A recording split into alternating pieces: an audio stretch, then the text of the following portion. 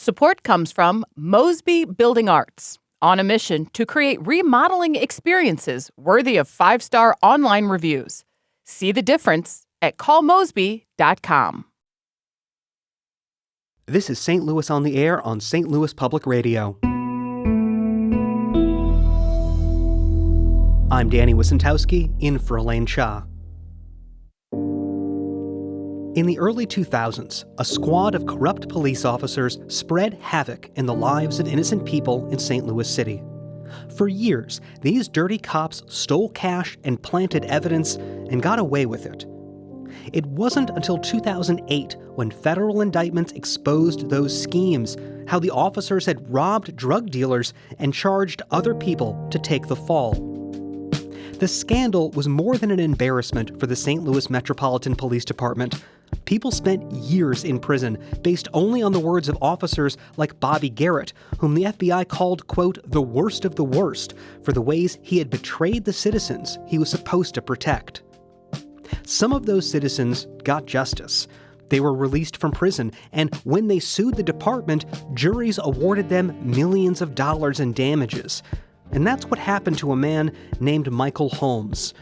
In 2003, he was living in Ferguson with his wife and children, but on a Tuesday in December, Michael Holmes' encounter with St. Louis City police officer Bobby Garrett and other police led to Holmes' arrest.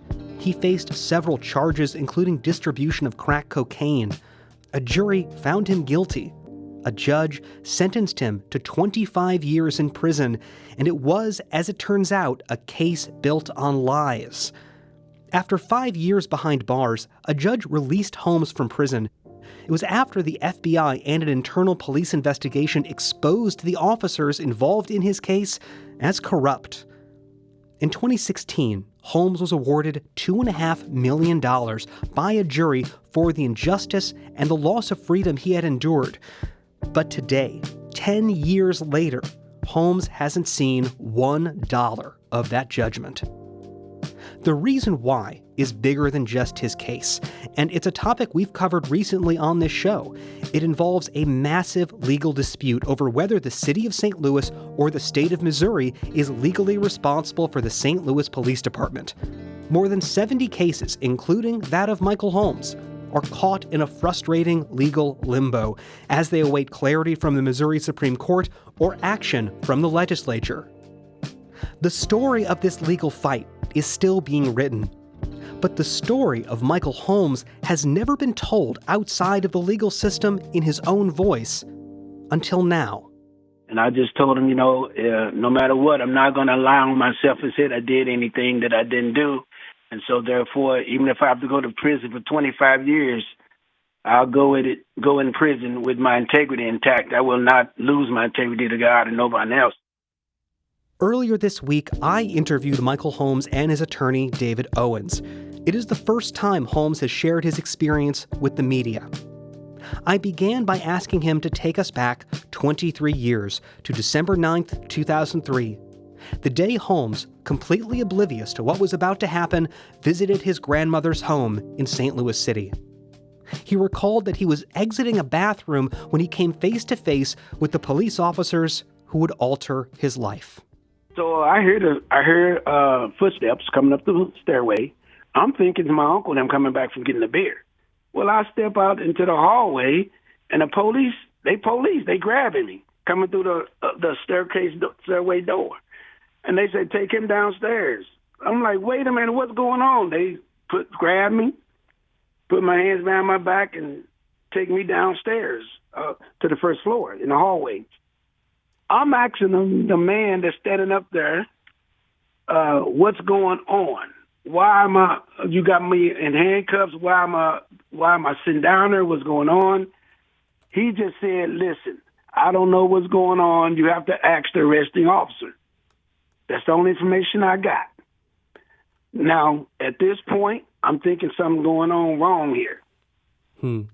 And David, I want to ask you about these officers. And Michael, we will definitely continue kind of what is happening to you. But, this moment of these two officers, Shell Sharp and Bobby Lee Garrett, they are involved in what will be revealed, in a number of years from that point as part of a corrupt circle of police officers who were robbing drug dealers, who were fabricating evidence.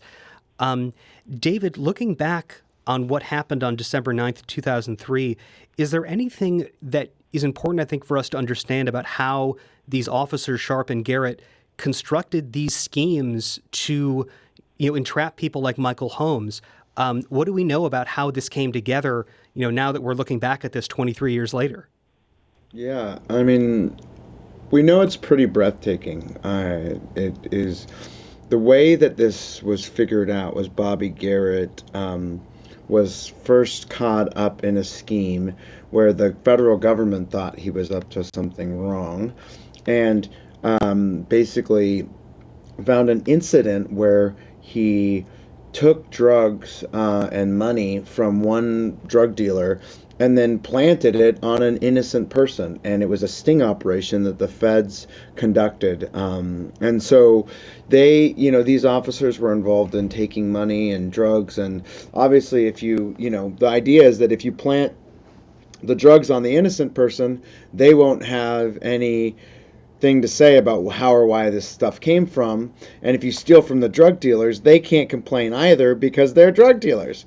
And so it is really a breathtaking scheme. And then they would, use the thing with Shell Sharp was this pattern of using the same cut and paste information in warrant applications. And so it was actually criminal defense attorney who found this out when she noticed I'm getting the same exact thing in every single case, and it just can't be the same thing. And so that's what led to, I think, separately and apart for Sharp and Garrett, that's how that information came out.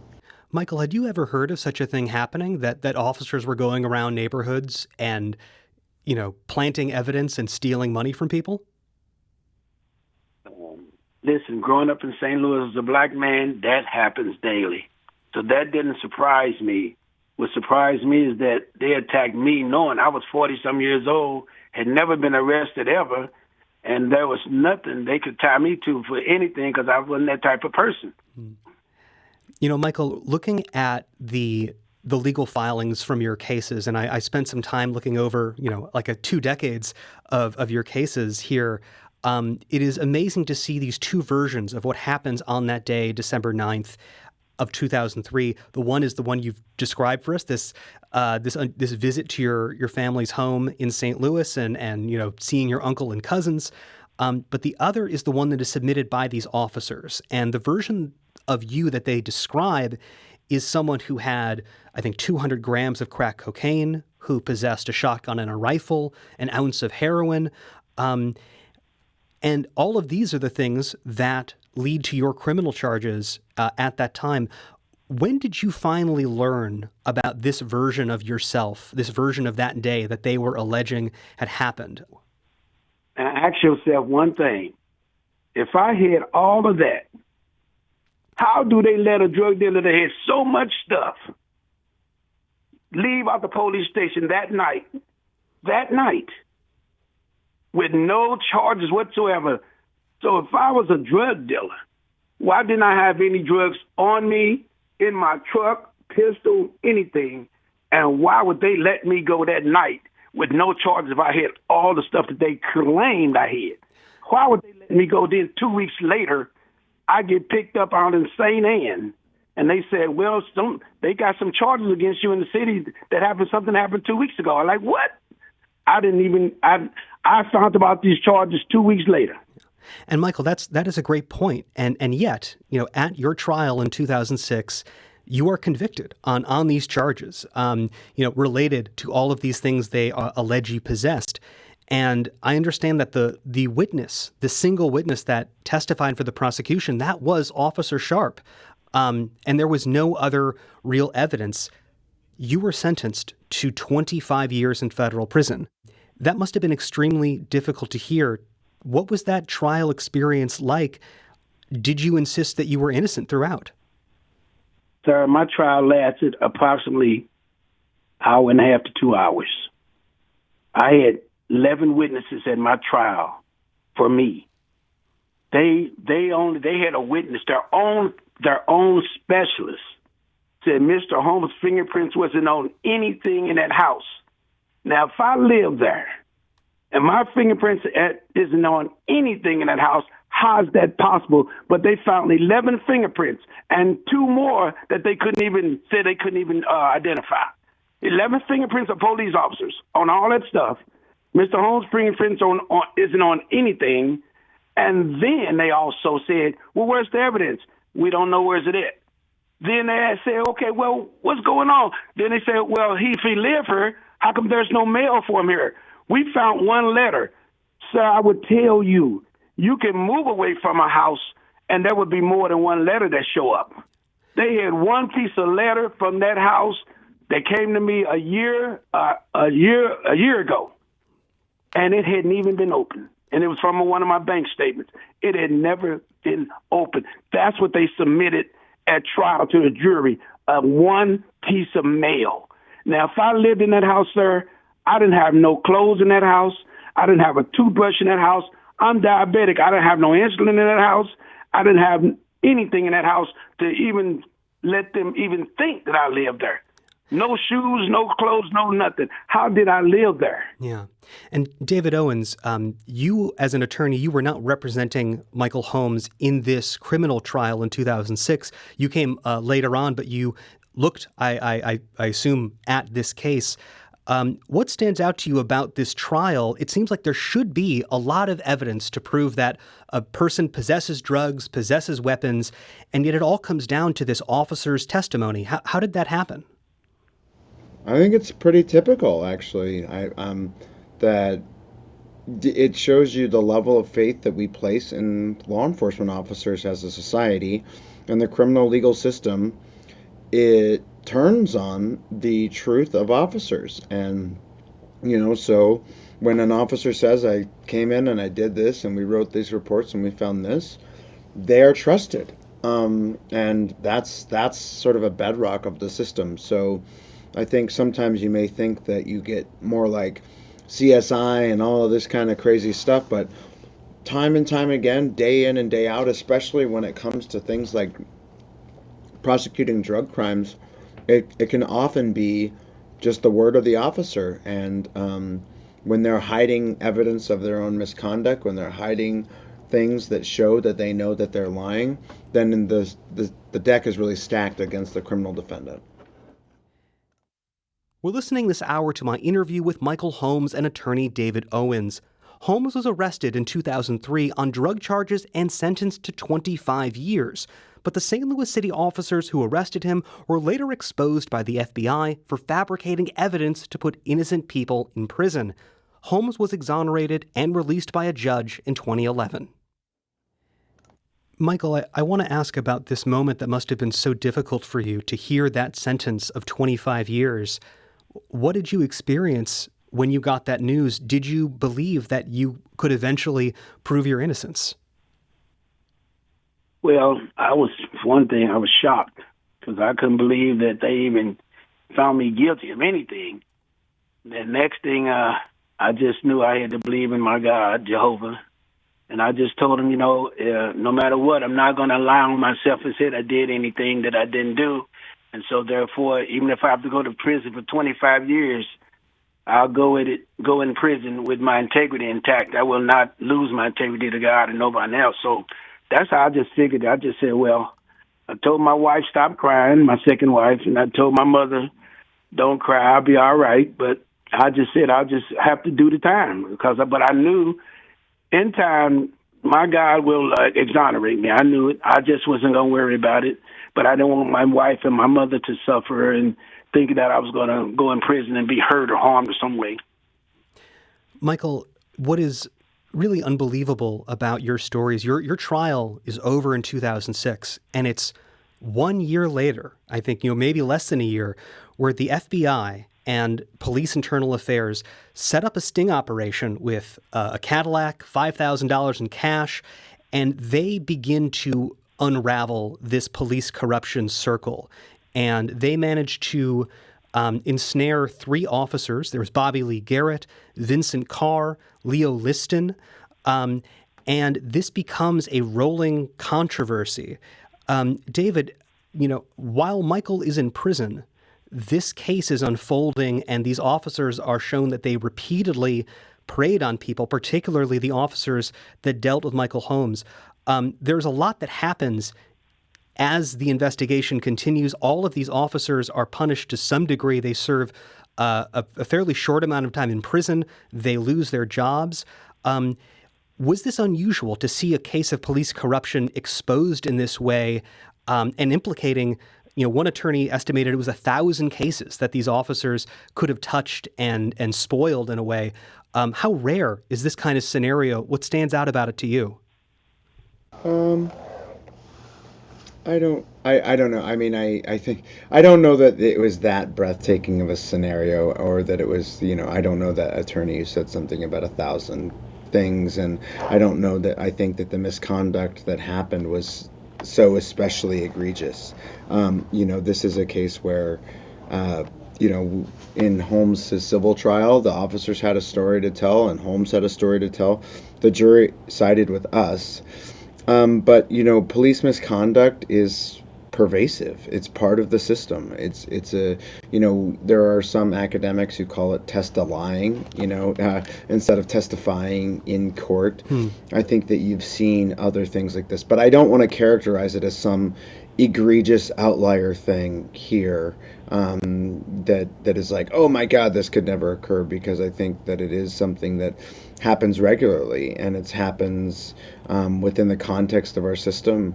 And so I don't know that it's that extreme of a thing to me at all. Wow. Well, it certainly impacted your client's life, and it's something that the headlines on it, you can still find the amount of coverage and the many lawyers and the many folks in the Missouri and St. Louis legal system that were trying to figure out what happens when this number of cases is affected. Michael, how did you get this news that these officers had been indicted? Did this news reach you in prison? Yes, we get newspapers in prison all the time, local news. So that's when I read about it. But during the whole process in prison, I was filling out 2255s. I was trying to get back a vehicle back into the courts to have them rehear my case. I was still doing a lot of legal work in prison. And when I read the situation about the police officers of Bobby Garrett and Shell Sharp and Leon Liston and all these people, then I knew that my Heavenly Father was definitely working. So I was like, okay, well, eventually when I got the news from the judge that my case was going to be vacated, and so therefore I knew that I would soon be coming back home, and that's what made me happy, that understanding my God was helping me and I wasn't in it by myself. Michael, take us to that day or that moment. I believe it was September of 2011 when a federal judge vacated your conviction, and I believe the U.S. The federal prosecutors decided not to refile your case. They weren't going to try to prove once again that you were guilty. That has happened in other cases. What was that day like when you finally regained your freedom? I'll never forget that day. I was brought back from the prison. I was standing outside downtown St. Louis. Matter of fact, that was the night that the Cardinals lost against, I think, Texas. Never forget that night, the World Series. And I was standing out there looking up at the stadium. And when I got the news, my mother had left me one of our homes that had a place to go, had a place to stay. So when I was downtown, I was staying at Reverend Rice, because when they let me out, I had to stay at Reverend Rice that night. So I was staying down there, but I walking downtown, I was free. I couldn't believe it. I was thanking God the whole time, and I'm looking up at the stadium, and I heard the noise, the roar of the crowd, and I was just so overwhelmed that just tears flowing down my face. So I thank Jehovah God once again for his love. But I knew the fight wasn't over. I just decided that I continue to do what I have to do to regain my innocence, because innocence lost is a horrible thing. And I would tell anybody, value your innocence, because once it's lost, is a horrible thing to face. David, you joined Michael's legal team not long after his exoneration, and I know the civil rights lawsuit was filed, after his release.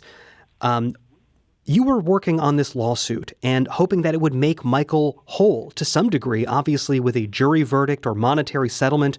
What are you looking for when you take on a case like this? Yeah, I mean, I guess I'll say, we came in and we did the trial. So the civil proceedings had been pending for several years, and we came in at the very end of the proceedings to do the trial. So it's not like we were involved at every aspect of the civil case, but I'll just say that it's not the case that we would ever say that, a civil rights verdict would make somebody whole. You can't get the time back that you've spent in prison. You can't get that back. And I don't think that the damages the jury awarded in this case were, even designed to remedy the entire harm of being wrongfully convicted, because it only focused on the misconduct of Shell Sharp and Bobby Garrett. It didn't focus on other aspects of how the federal government acted. And so, we try to do as much as we can for our clients to get them to get juries to understand where they're coming from. And that's really what it's all about, is how this has changed their entire life and what juries are willing to do and what they think about, and so that's really what we try to do at all times, is get the absolute most that we ever can for our clients, knowing absolutely that it's not going to make you whole, and that this is just one tool that we have in a criminal legal system that is imperfect, and we try to use that tool as much as we can. Michael, it was almost 10 years exactly from your conviction for the criminal case that in March of 2016, a jury awarded you $2.5 million. Your attorney was just saying, that number could not cover everything you went through. What did that moment mean for you, though, and to hear that very different jury verdict? Well, as David was intimating, it really doesn't cover anything for real. My mother died while I was in prison. That was the most precious thing to me. My children was thrown out into the wind, where when I got home, we couldn't get along. They was upset that I went to prison, and I couldn't get that back. My wife was out in the world. There was so much I lost that the money didn't faze me. What fazed me was the victory. That's what got me, that now I've been, in a sense, I have a victory from all of this tragedy. There's a light at the tunnel. I have a victory here, letting people know that it wasn't me. It was them that was corrupt. So that victory, with David's help and Roshna, it really, we all cried. We all cried in the courthouse. We need to take a short break. When we come back, we'll continue this conversation about the wrongful conviction of Michael Holmes, his lawsuit against the St. Louis Metropolitan Police Department, and why, despite a $2.5 million jury verdict in his favor, Holmes has spent the last 10 years waiting to be paid. This is St. Louis on the Air on St. Louis Public Radio.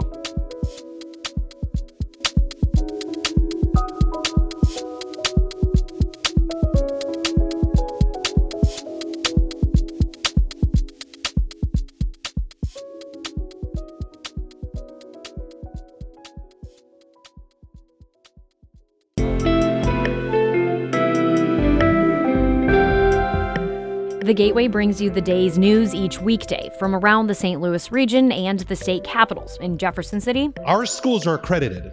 We don't need this bill. And Springfield. How many more years must pass before lawmakers see time is of the essence? I'm Abby Larico. Join me each weekday for The Gateway on the STLPR app or wherever you get podcasts.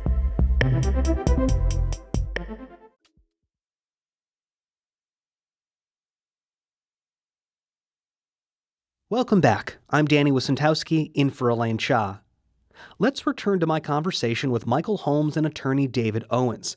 Holmes served 5 years in federal prison after being falsely arrested in St. Louis on drug charges in 2003. It was the FBI and an internal investigation by the St. Louis Metropolitan Police Department that finally revealed that the officers involved in his arrest had actually spent years using their authority to steal and to conceal their crimes. A judge released Holmes from prison in 2011, but that wasn't the end of his fight for justice. Holmes sued the St. Louis Metropolitan Police Department, and 10 years ago, a federal jury awarded him $2.5 million, and that judgment has never been paid. I wanted to understand why that is, and earlier this week, I interviewed Michael Holmes and his attorney, David Owens. I asked the attorney to explain a convoluted legal fight that's unfolding right now, which is standing in the way of Holmes getting the money he is owed. It involves the state of Missouri and the city of St. Louis. Here's David Owens. I definitely think, we have argued, and what we put in our briefs is that it seems like the city and state are playing hot potato with this about who's responsible to pay the judgment from this case. And, I think it's one of those things where, as people in Missouri know, there's been a big shift from state control of the St. Louis police departments to local control, right? And that was a process that happened. And now it sounds like the process is going the other direction.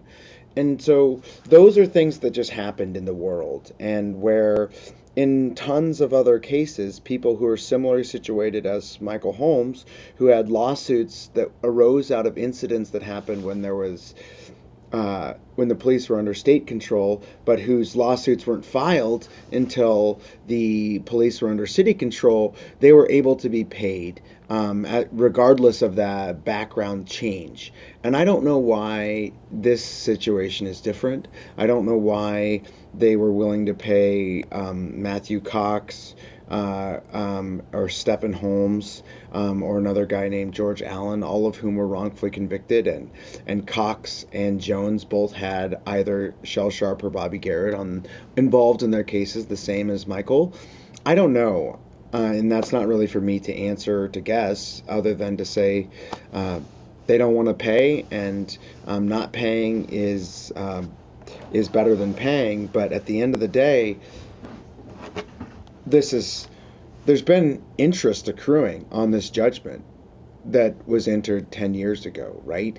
And it would be, if you're worried about taxpayers' interest or anything like that, if the city does now have to pay, or the state has to pay something, the amount that they'll have to pay is substantially higher, because not only of interest, but our attorneys' fees have accrued in the last decade of litigating this case. So from a policy perspective, just as me as a person in the world, I want somebody like Michael Holmes to get the money that they're entitled to receive, even though I know it's not going to make them whole. And David, just to put a point on that, when Michael was sentenced, when this case originally happened, the state controlled the police department.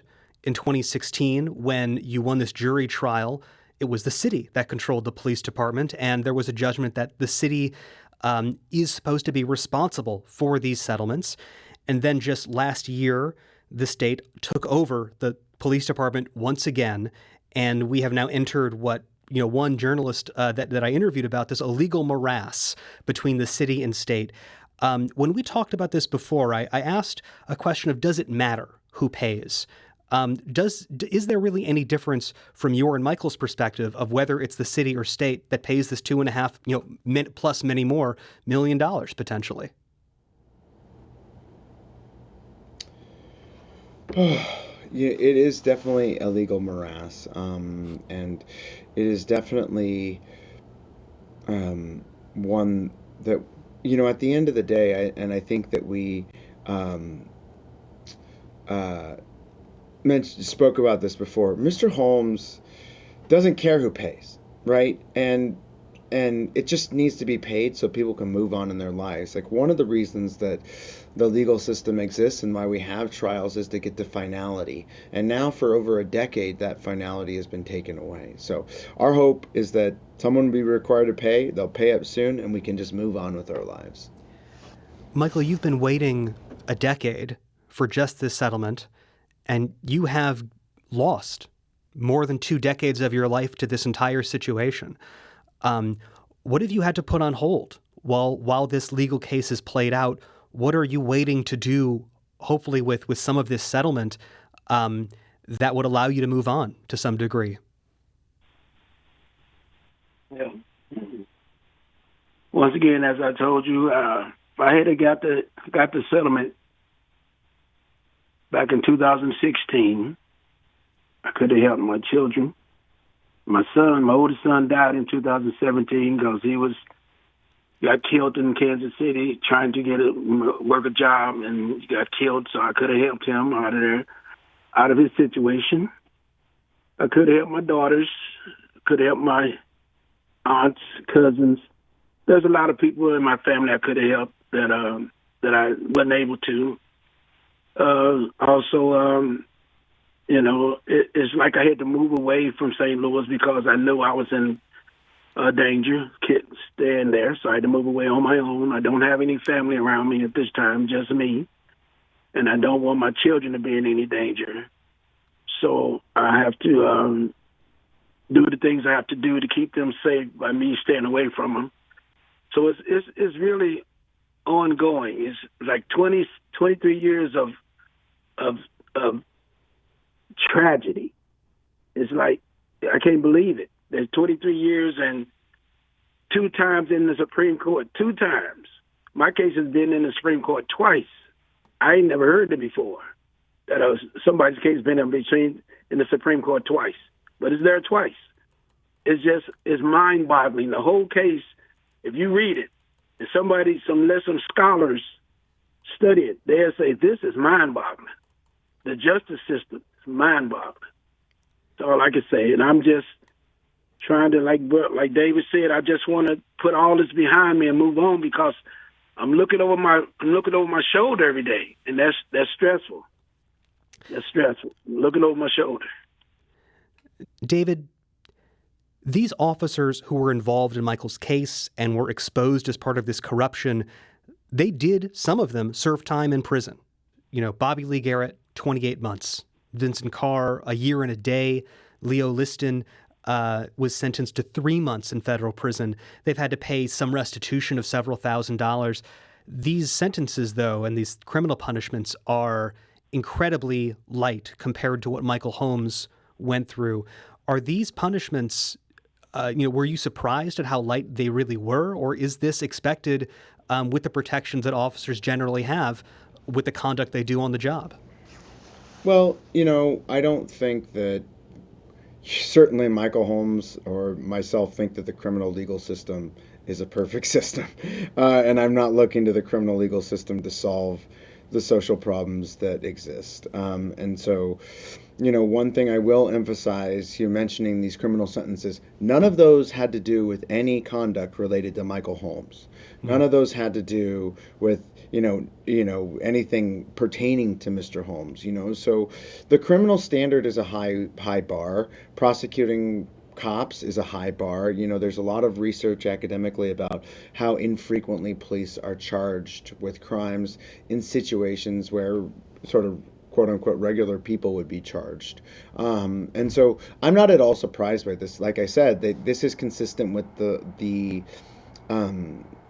what we've seen and consistent with the data and consistent with the fact that, and you have to remember, is that the officers at the civil trial against Holmes said, we didn't frame him, we didn't fabricate anything, we didn't do anything, and so it's a dispute there that exists in those cases. And I don't think most prosecutors in a case, unless you have really, really bang evidence, are going to prosecute police officers. And that goes to, how do we think about their role in our criminal legal system and the trust that we need to have for them and how far outside the bounds it has to go, right? So, maybe for them to be criminally prosecuted. So I'm not at all surprised, and I think that again, the part of the reason we're in this situation is because necessarily our criminal legal system relies upon um, being able to trust the police in some measure. And I'm not saying I agree with that because that's not like my ideal worldview.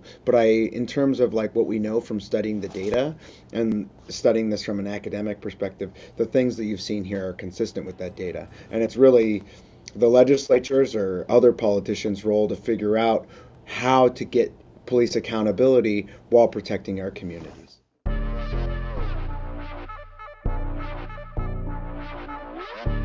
We need to take a quick break. When we come back, we'll continue this conversation with Michael Holmes and attorney David Owens. This is St. Louis on the Air on St. Louis Public Radio.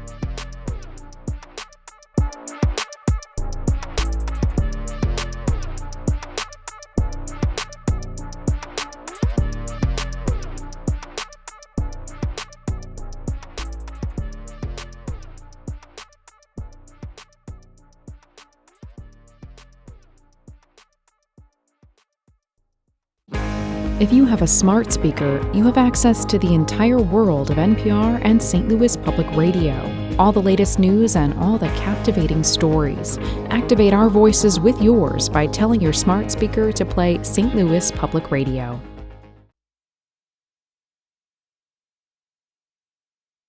Welcome back. I'm Danny Wysentowski, in for Elaine Cha. We're listening this hour to my interview with Michael Holmes and attorney David Owens. Before the break, we heard about what happened after Michael Holmes won a $2.5 million verdict in his lawsuit against the St. Louis Metropolitan Police Department. That involved a case where officers fabricated evidence and lied on the stand to put Holmes in prison. A decade after that verdict, Holmes still hasn't been paid. Let's return to my conversation with Holmes and his attorney David Owens, recorded earlier this week. Michael, we started this interview going to the beginning, that day in 2003. But it occurs to me that you spent 5.5 years in prison and in a system that looked at you and saw the version of you that was described by these corrupt police officers, this convicted drug dealer, this person who possessed heroin and crack and weapons. And no matter what you did or said, that was the version of you that was imprisoned, that had these charges affixed to you on paper as officially as they ever could be. And I'm wondering, how did you persevere? You couldn't escape that label. How did you keep the authentic part of yourself alive in prison and, to live with that lie, that fabricated version of you that controlled your freedom at that point? Oh, well, it was all serving God. I went into prison with the determination to continue to serve God. I hadn't did it the way I should have did it when I was out there, but I was determined to rectify that situation.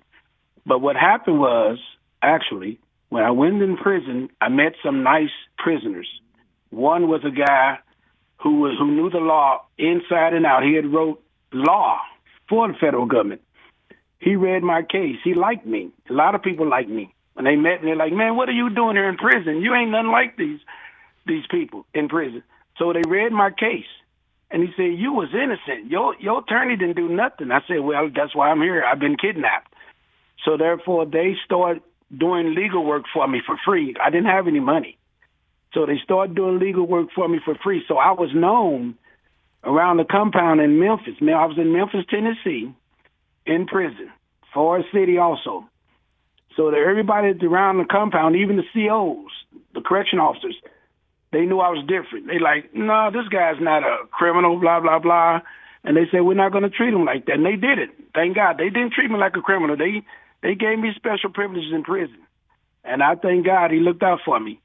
And therefore, I didn't have that jacket in prison. I was known as Brother Holmes in prison, not Michael Holmes, because I tried my best to teach everybody the Bible who I met. And therefore, people knew me in prison as a very nice guy. They called me Brother Holmes. And that's how God took care of me all the time I was there. I didn't have to run with any crowds. I didn't have to do anything. All I did was serve God and help people to get through their days and not worry about my troubles, but I helped them get through their days until my mom passed, and that really hurt me.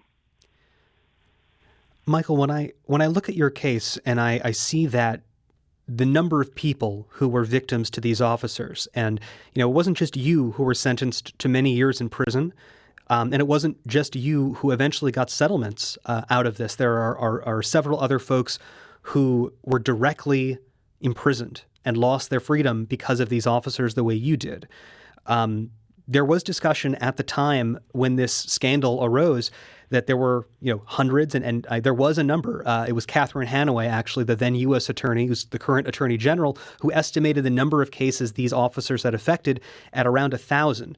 I know they evaluated them, but in my mind, I just wonder how many other folks are like you in your position who are still in prison, who maybe had some, did the court have some physical evidence along with these witness statements? It seems like the ones who are in your category had cases where it was these cops' word against yours. And without the cops' word, those cases fell apart.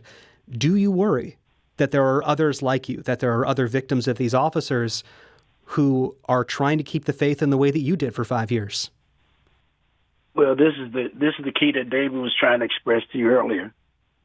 When a police officer put a case on you, and you are the lowest man on the totem pole, some of them individuals who was innocent had to plead guilty in order to get less time. They figured if I go to jail for 2 years instead of 10, it'd be better for me to do 2 years because they didn't have the money to get an accomplished attorney to fight for them.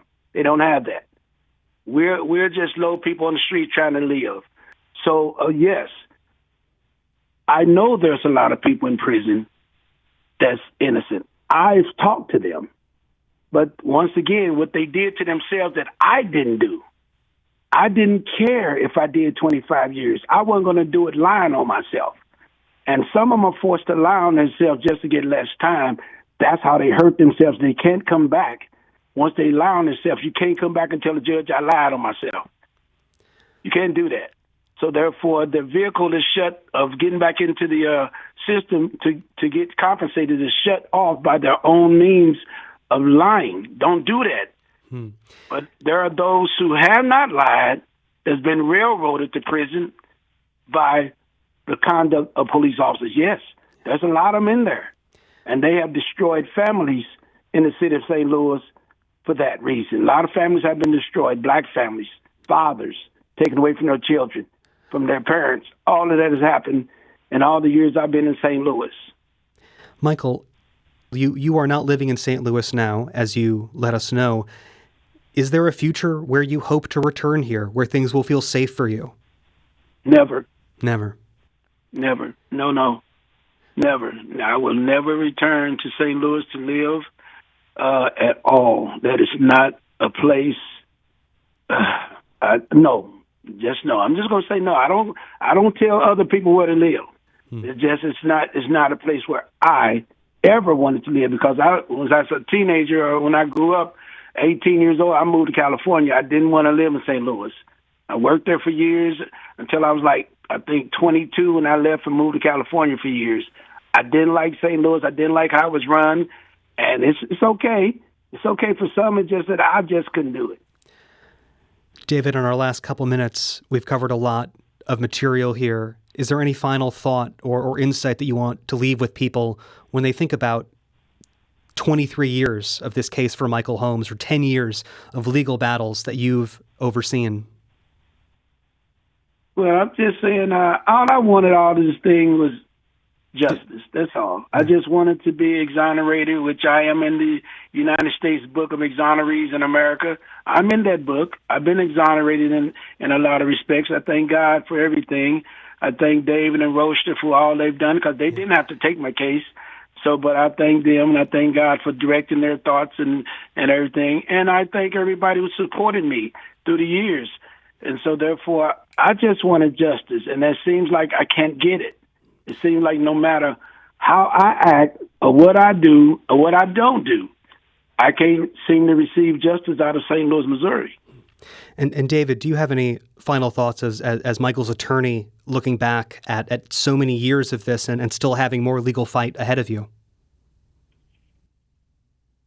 Yeah, I think that it just goes to show that old adage that some of us have heard can show like how justice delayed can be justice denied, because it's just so much harm and then harm upon harm. And so hopefully that can end.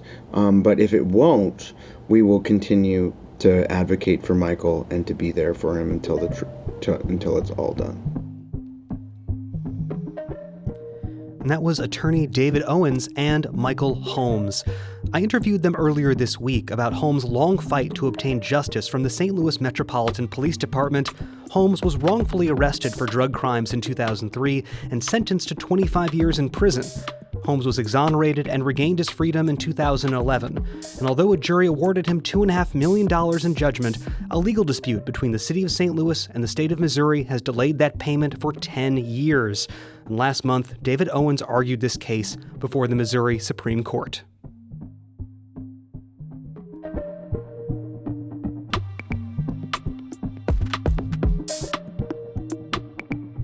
This episode was produced by Danny Wissentowski.